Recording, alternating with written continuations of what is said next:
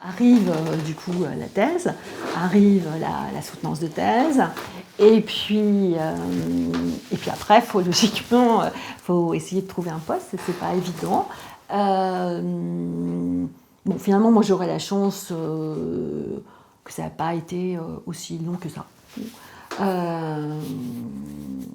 J'ai postulé, je crois, une première année à Tours, il y avait un poste, et puis finalement, bon, ça n'a pas été, mais je n'ai pas été auditionnée. Puis la deuxième année, c'était Bordeaux et ça fonctionnait. Bon.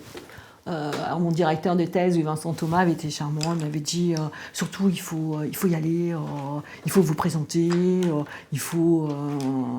Je ne sais plus trop ce qu'il m'avait dit. Il fallait l'air de dire il faut voilà, faut qu'ils vous voient, etc. Bon, bref, ok, donc ils m'ont vu et donc ça a fonctionné. Et là, tout d'un coup, je me suis dit, bon, je suis un peu, peut-être pas sauvée, mais enfin, en tous les cas, j'ai un poste. Et je travaillais à l'époque je travaillais à l'hôpital psychiatrique, donc de Clermont de l'Oise. Et du coup, j'avais un petit peu de sous et je me suis dit, avant de prendre mon poste, il faut que je parte aussi de nouveau. Et puis, il faut que je découvre ce que j'avais, ce qui me manquait un peu, parce que quelque part, je m'étais dit, bon, voilà, il y a l'Inde, l'Afrique, de toute façon, je vais y retourner. Il y a le Pérou, mais le Pérou, ça ne m'avait pas franchement enthousiasmé. Et puis, il y avait la Papouasie. Et la Papouasie, quand même, les premières images, c'est quand même Margaret Mead. C'est l'un et l'autre sexe. C'est après, voilà, j'ai lu les travaux, je les rappelle.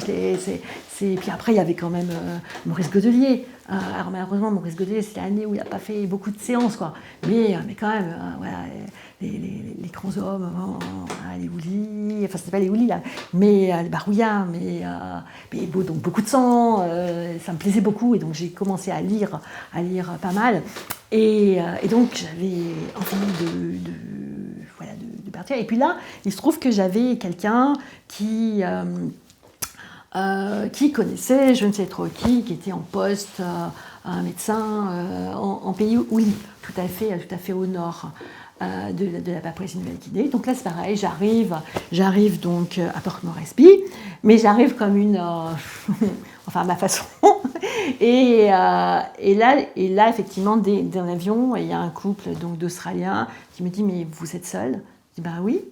Et puis, entendu, je me dis, j'allais pas dire comme Malinowski, mais bon, avec l'idée, et ça, je le crois vraiment profondément, c'est-à-dire que plus on est seul dans un univers autre, plus finalement, voilà, il se passe des choses. Si on est avec son conjoint, avec un enfant aussi, ça c'est encore autre chose. Mais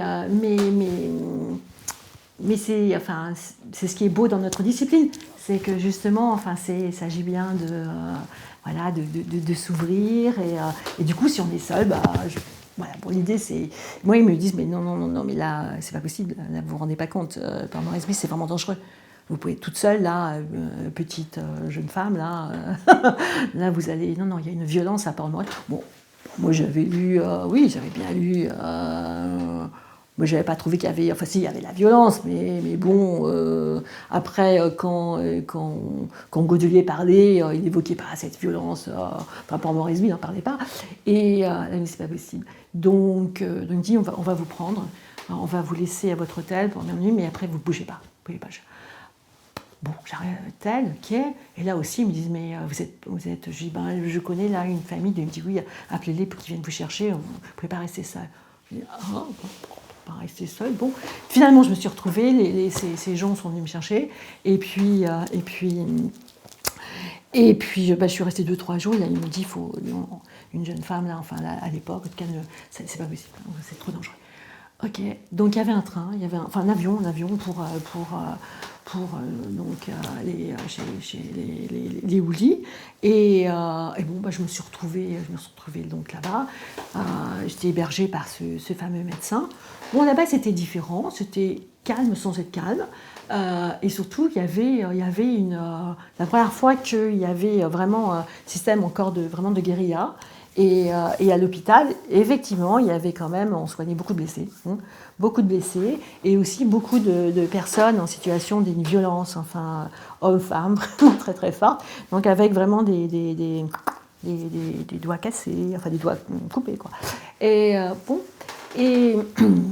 et puis là, vraiment, grosse séparation. Et là, il y avait effectivement, il y a un livre après qui en parle, The Early Response of the Illness, de Stephen Frankel, et qui raconte effectivement cette séparation totale entre hommes et femmes, et du fait, les femmes menstruent, mais alors là, il y a l'idée de ce qu'on appelle la female pollution, qui est absolument massive, mais vraiment massive.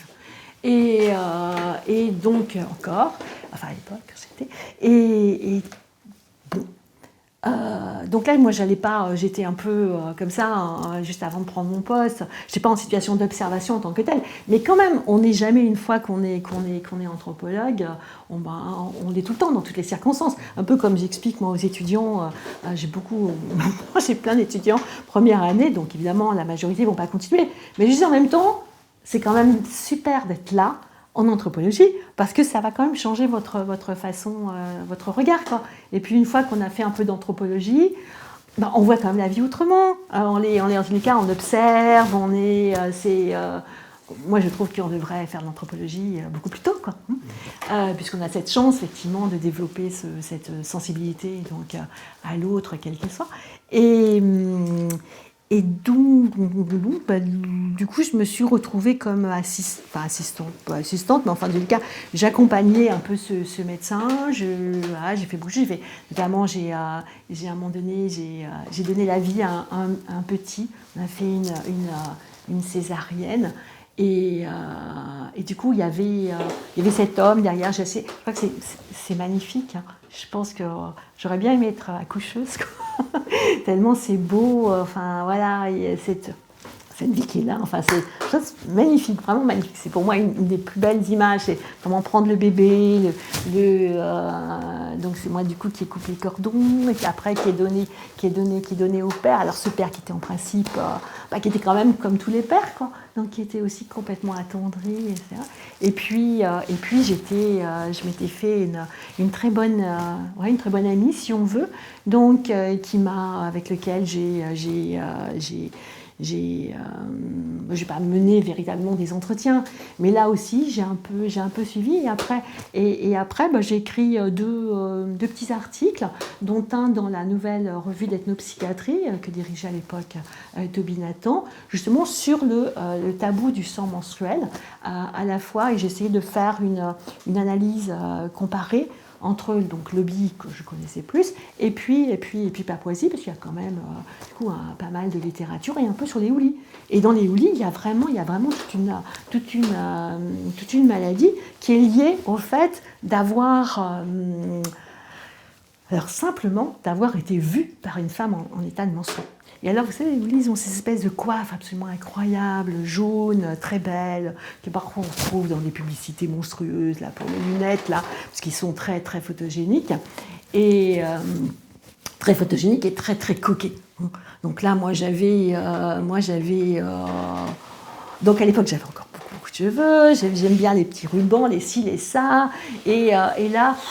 C'était c'était pas les femmes, hein. Les femmes, la tête était rasée, mais par contre les hommes me demandaient toujours. Enfin, je suis partie, j'avais rien, j'avais plus rien. Idem chez les Mouria. c'est pareil, les Maurya sont les femmes pas tellement, mais les hommes sont très cool. Bon, bref. Et donc je me suis, oui, j'ai fait donc ce petit travail, et puis un autre texte aussi, parce qu'en même temps ça m'a, voilà, j'ai découvert ce fameux donc cette force de ce female pollution, et donc là c'est simplement, et si les hommes voient, enfin s'ils sont vus, sans même l'avoir vu, eh bien à ce moment-là, c'est ça qui va faire, qui va leur faire perdre les cheveux, ou qui va faire en sorte que leurs cheveux blanchissent, quoi. Simplement le fait d'avoir été vu. Alors on ne parle pas de manger, parce que là manger, c'est si jamais effectivement une femme en situation de menstru, si elle venait à cuisiner. Et là, c'est pas sans lien aussi avec les lobbies, où à un moment donné, on évoque aussi le fait que si un homme vient à se rendre compte qu'une femme qui se retrouve en situation de menstruation, eh bien là aussi il peut aspirer, entre guillemets, l'air pollué, quoi, par la femme. Et après il part en brousse, et puis selon les cas, une fourmilière, une termitière, il recrache ce fameux air pollué, et là c'est bon pour lui. Par contre, pour la femme, si c'était volontaire, là, selon les cas, ça sera son sang qui n'arrêtera pas de couler, au contraire, son sang qui s'arrêtera pour de bon, et donc c'est la stérilité, quoi. Et donc là, j'ai vu directement, on va dire, cette force, quoi, vraiment, de cet interdit du sang menstruel. Et interdit dont, ce qui est totalement étonnant, c'est que bon, moi, un de ces quatre, j'ai bien envie de reprendre mon fameux, non pas quotidien mythique des interdits, mais quelque chose quand même d'une anthropologie comparée, du sang menstruel. Alors, je ne sais pas si je vais le faire ou non, mais j'aimerais le faire quand même. Et j'aimerais le faire d'autant qu'aujourd'hui, quand on évoque le fait, fin des tabous, donc fin de l'interdit du sang, etc., c'est vrai et c'est pas vrai. Et en même temps, c'est complètement nier aussi cette espèce de force qu'il y a aussi donc, dans le sang.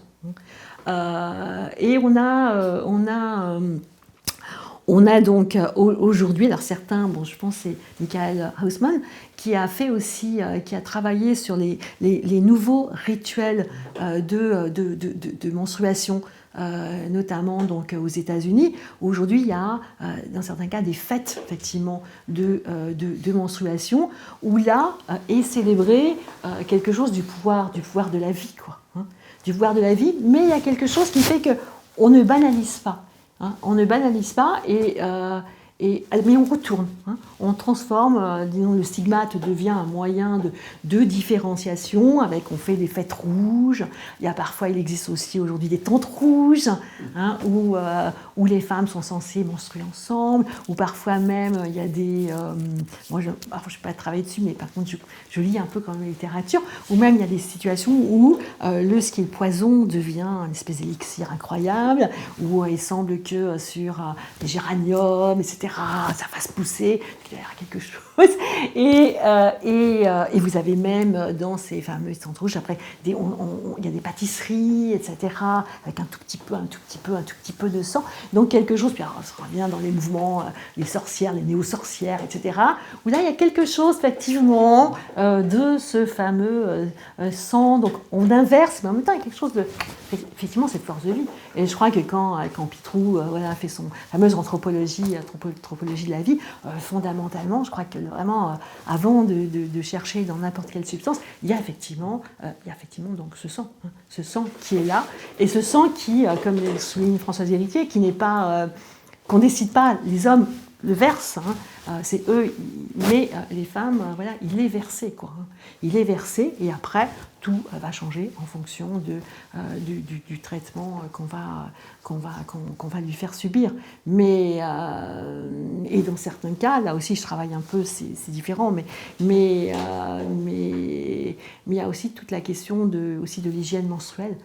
Et dans l'hygiène menstruelle, on observe aujourd'hui que dans certains endroits, en fait, on dit que les filles ne peuvent pas aller à l'école, qu'elles y vont parce qu'effectivement, il y a cette histoire de sang qu'elles perdent. Et dans certains univers, finalement, les filles se retrouvent très rapidement exclues de l'école en raison justement de cette espèce de marqueur corporel qui est là. Donc, que faire? On peut imaginer aussi que d'un point de vue, enfin même si moi dans mon approche, c'est vraiment une approche qui est très peu appliquée, mais concrètement, travailler sur ce sang, ça peut s'avérer aussi important pour justement dans le cadre de cette hygiène, menstruelle qui fait que on va marquer, stigmatiser quand même la moitié de l'humanité parce qu'effectivement donc on saigne, enfin les femmes. Les jeunes femmes saignent, quoi. Voilà. Donc voilà.